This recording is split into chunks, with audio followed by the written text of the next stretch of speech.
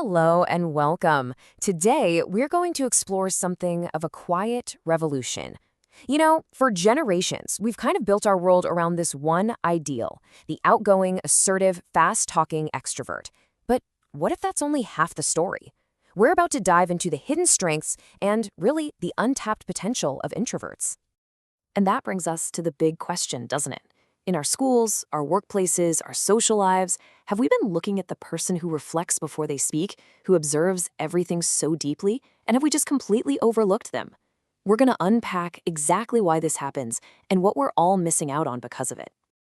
So to really get to the heart of this, we're drawing from this really fascinating source where author Susan Cain imagines a conversation with some of the leading minds on this stuff, people like Adam Grant, Cal Newport, and Angela Duckworth. It's such a creative way to bring together decades of research into one single powerful discussion. Okay, so first things first, we have to put a name to the problem.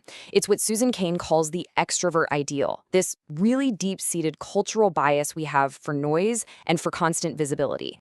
So what does that actually mean in the real world? Well, this ideal kind of suggests there's one right way to be. Thinking out loud, being the first to speak up in meetings, thriving in the spotlight. It's this built-in assumption that the loudest voice in the room must be the most competent one. But how did this become our default setting? The answer, it turns out, is actually rooted in our economic history. Yeah, the origin of this whole thing is fascinating. As Adam Grant explains it, when our society shifted away from agriculture and toward big corporate life and sales culture, being a high performer suddenly meant being highly visible. All that quiet, deep work happening behind the scenes, well, it became a lot harder to measure. And because of that, it became less valued. Okay, now, before we go any further, we have to pause and clear up what is probably the single biggest misunderstanding about this whole topic. And it's this. Introversion is absolutely not the same thing as being shy. Introversion, it's all about energy. It's simply about how you respond to stimulation. So an introvert can be totally confident, love being around people, and be great at socializing, but they recharge their batteries with solitude. It's just a core part of their temperament, their wiring. Shyness, on the other hand, is all about fear. It's that anxiety you feel around social evaluation. Someone who is shy might really crave connection, but they hold back because they're worried about what other people are going to think. It's a social emotional pattern, not a fundamental part of who you are. So let's just break it down one more time. One is about managing your internal energy. It's your fundamental wiring. The other is an emotional response to a social situation. You can even be a shy extrovert, someone who gets their energy from people, but is also terrified of being judged. You see the difference? Understanding this is totally key to unlocking everything else we're going to talk about. So, if our culture overvalues extroversion, what's the big deal? Well, this bias for noise has a real hidden cost. And it doesn't just affect introverts. Believe me, it affects everyone. Man, this quote from Cal Newport just hits so hard. The extrovert ideal creates these environments where looking busy is rewarded more than actually creating value. You know what I mean? Constant meetings, endless chat notifications. It's all a performance of productivity that just gets in the way of the deep, focused work that truly moves things forward. And these are the specific casualties of that performance. We punish authenticity, right? We force people to wear a social mask that just drains their energy. We devalue our rich inner world, that crucial space for reflection. We totally sideline the careful, measured thinking that could prevent costly mistakes. And in the end, we stifle the very thing we want most, deep value that comes from focused work.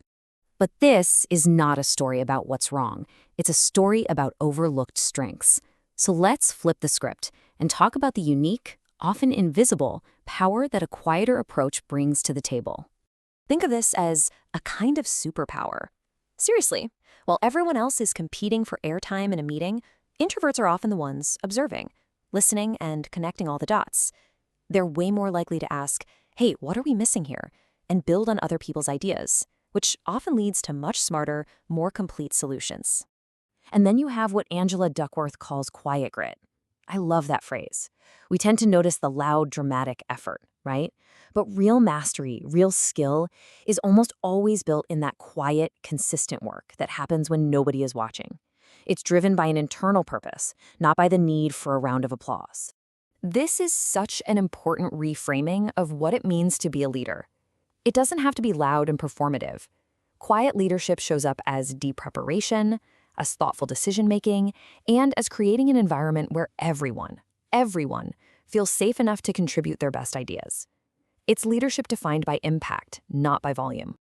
Okay, so knowing all of this, how do we actually make a change? Well, the good news is, this isn't about asking people to change their personalities. It's about changing our environments. So let's look at a practical toolkit for doing just that. This is the actionable question, right? How do we redesign our systems, our meetings, our classrooms, our communication norms, to unlock all of that talent that's been hiding in plain sight? Here are 4 really concrete ideas from the experts. First, schedule blocks of time where no meetings are allowed, protecting everyone's ability to focus. Second, try starting meetings with just a few minutes of silent writing. This levels the playing field and generates way better ideas.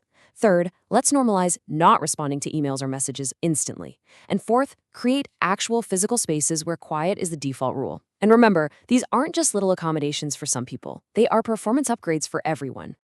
And that really brings us right to the core message. This powerful idea from Susan Cain just perfectly captures the shift we need in our perspective.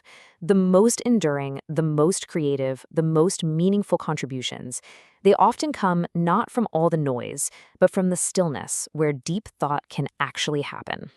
So, the final question is for you. Whether it's in your own life, on your team, or in your family, how will you make space for quiet?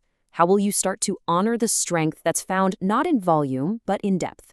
It's a question that honestly just might change everything.